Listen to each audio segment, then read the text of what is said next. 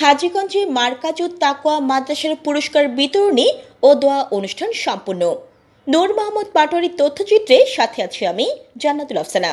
হাজীগঞ্জের ৬ নং বড়কুল পূর্ব ইউনিয়নে কোন্দ্রা গ্রামের কাজী মঞ্জিলে মার্কাজুল তাকওয়া মাদ্রাসার বার্ষিক পরীক্ষার ফলাফল ও পুরস্কার বিতরণী অনুষ্ঠান সম্পন্ন হয়েছে।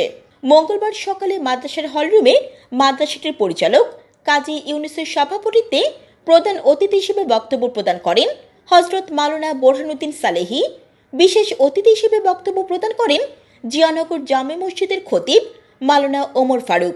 এ সময় উপস্থিত ছিলেন বেলচু বাজারের বিশিষ্ট ব্যবসায়ী মাওলানা আবু সাইদ, প্রতিষ্ঠাতা পরিচালক হাফেজ কারি কাউসার আহমেদ, হাফেজ কারি সজীব সাহেব প্রমুখ।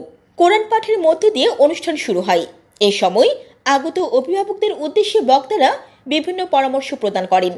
উল্লেখ্য, মার্কাজুত তাকওয়া মাদ্রাসার প্রতিষ্ঠার পর থেকে তাদের কার্যক্রম এলাকায় প্রশংসিত হচ্ছে এবং দ্বীনি শিক্ষার বিকাশে গুরুত্বপূর্ণ ভূমিকা পালন করে যাচ্ছে।